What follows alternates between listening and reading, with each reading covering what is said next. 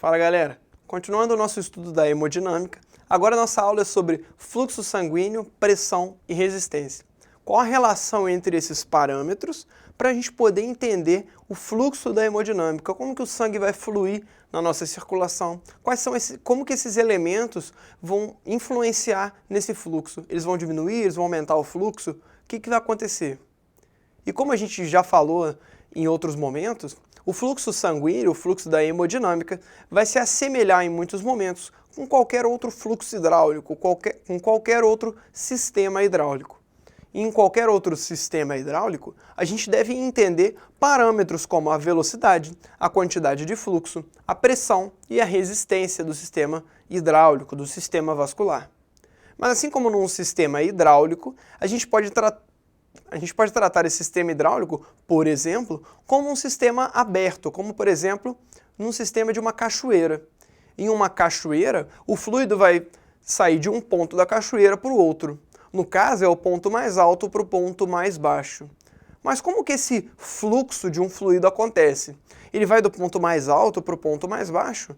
Porque no ponto mais alto ele tem mais energia do que no ponto mais baixo. No caso da nossa circulação, isso acontece por um gradiente pressórico. E essa diferença de pressão vai ser aquilo que vai garantir mais energia ao sangue que está no local com mais pressão, em detrimento do local que está com menos energia, no local que está com menos pressão. E o sangue vai fluir do local com maior pressão para o local de menor pressão. Portanto, a quantidade de fluxo é a velocidade e como ele vai fluir de um ponto ao outro no nosso sistema hemodinâmico vai ser regido em grande parte pela diferença pressórica.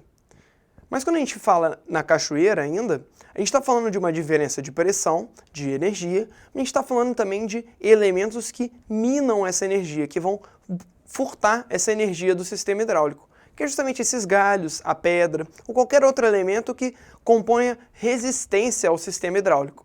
No caso de um sistema hidráulico fechado, seria, por exemplo, a diminuição do calibre de uma tubulação. No caso da hemodinâmica, a gente está falando de resistência por a presença de um trombo, ou seja, pela presença da diminuição do diâmetro e por aí em diante. Então a gente deve entender, para entender o fluxo sanguíneo, a gente deve entender a relação do fluxo com a pressão, a relação do fluxo com a pressão com a resistência. Portanto, a gente pode definir de maneira matemática ou de maneira mais formal o fluxo sanguíneo como sendo determinado em Q, fluxo sanguíneo, em ml por minuto, sendo diretamente proporcional à diferença de pressão, em ΔP, e inversamente proporcional à resistência.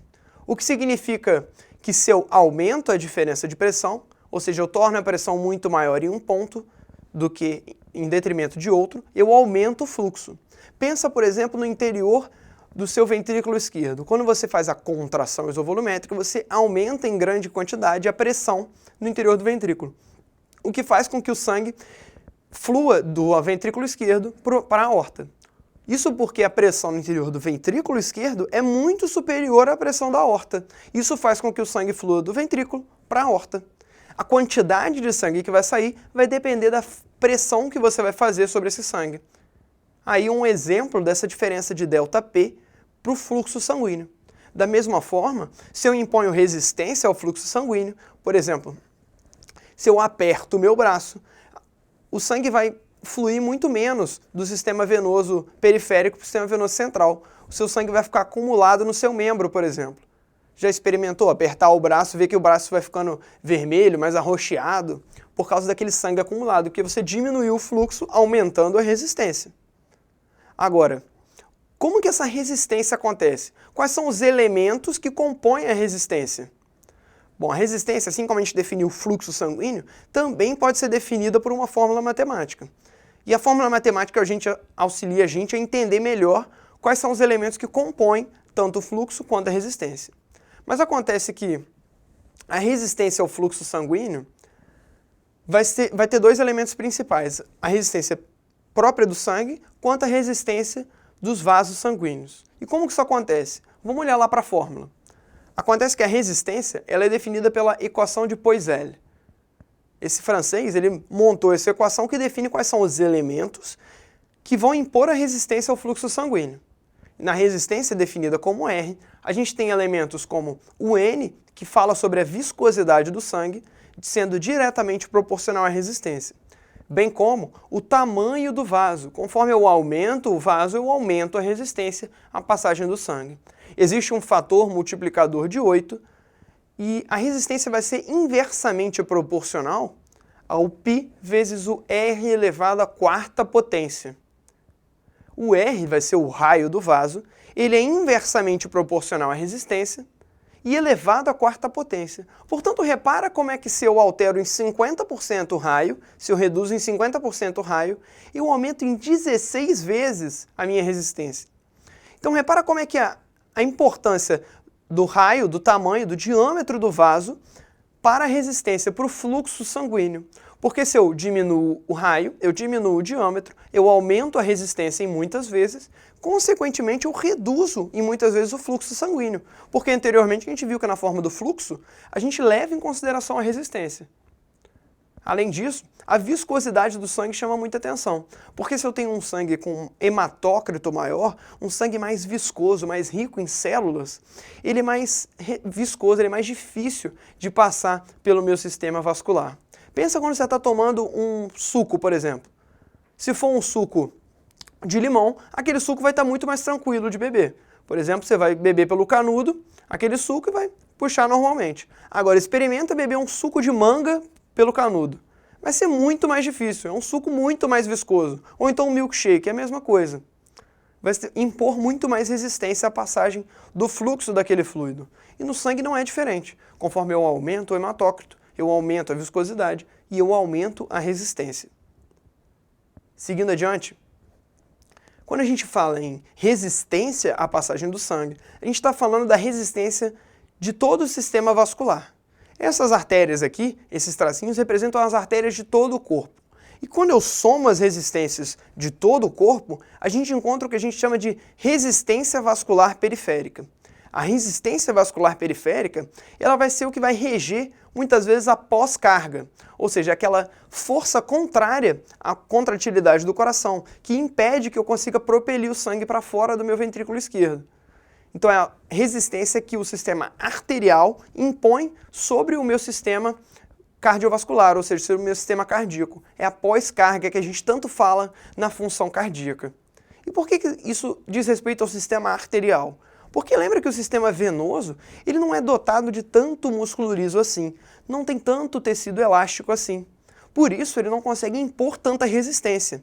Ele é um sistema muito mais ligado à capacitância, à complacência vascular, enquanto o sistema arterial não, ele já está ligado à resistência. Ele impõe resistência ao fluxo, pela contração arteriolar, pelo tecido muscular liso presente nele. E quando a gente fala em resistência vascular periférica, a gente está falando de dois sistemas que acontecem simultaneamente.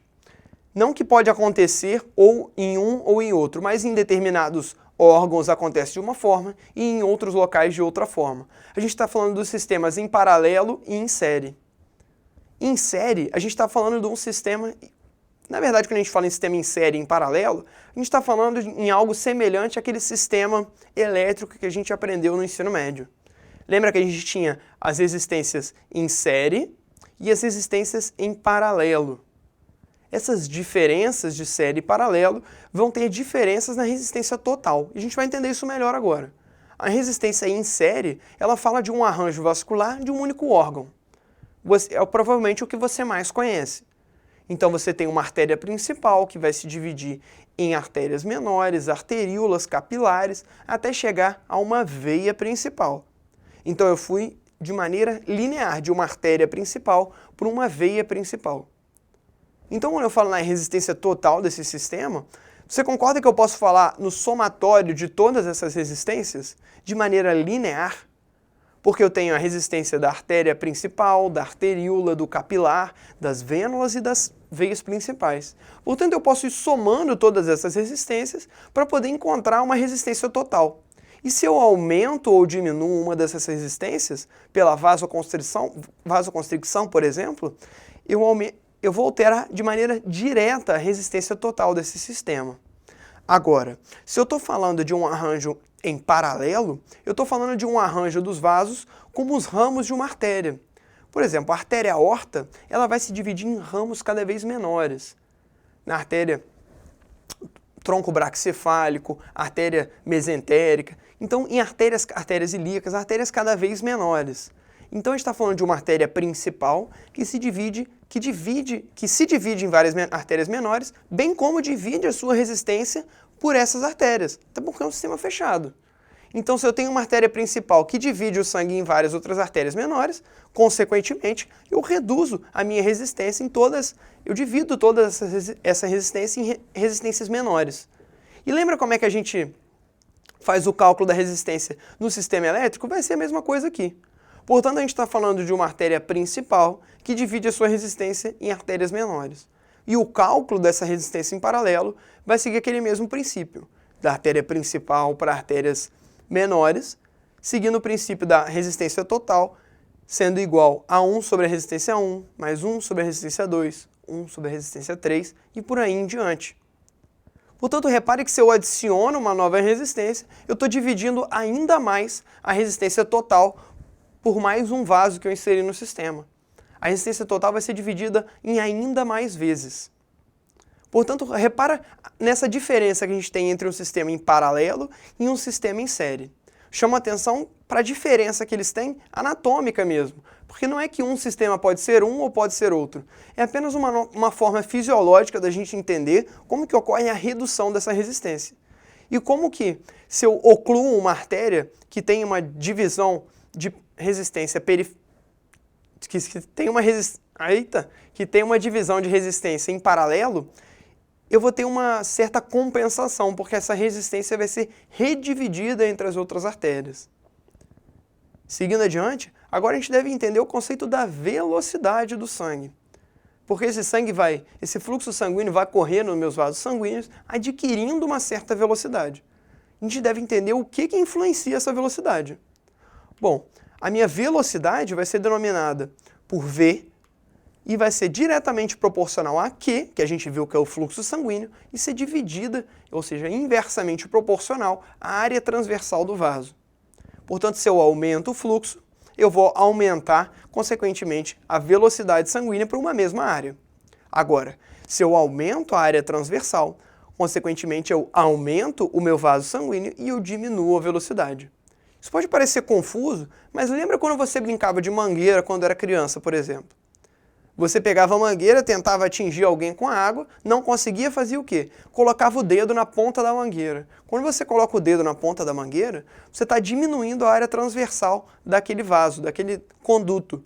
Quando você diminui a área transversal, você aumenta a velocidade do fluxo. Quando você aumenta a velocidade do fluxo, aumenta a energia cinética, aumenta a energia capaz de colocar aquela água ainda mais longe.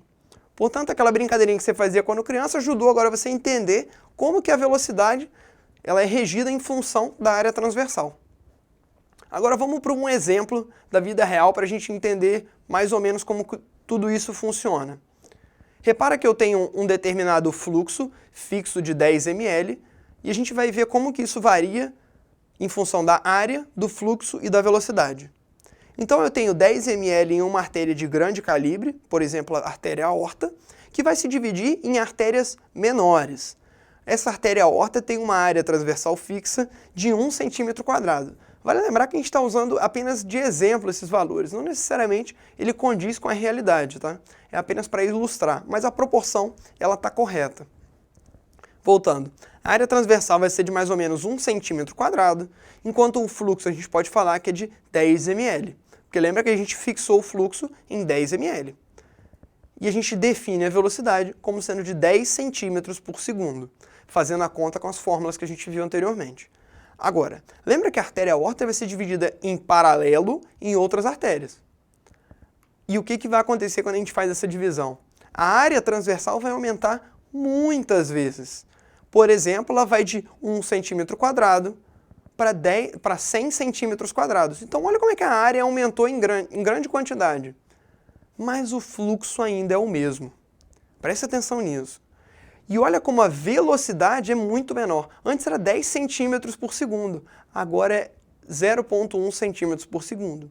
Fisiologicamente, isso é muito benéfico, porque se você for pensar, quando a gente chega no nível capilar, a gente quer que esse sangue caminhe de maneira muito lenta para poder garantir que tenha tempo da gente fazer a troca de substâncias entre o sangue e as células dos meus tecidos. Porque se o sangue estivesse correndo em alta velocidade, essa troca ia ser muito deficitária.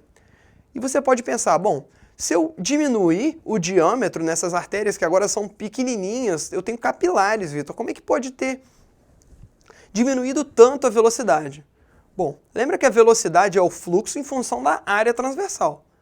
E é verdade, se a gente estiver pensando em uma artéria, o diâmetro dela vai ser muito menor. Só que lembra, a gente está falando de um mesmo fluxo.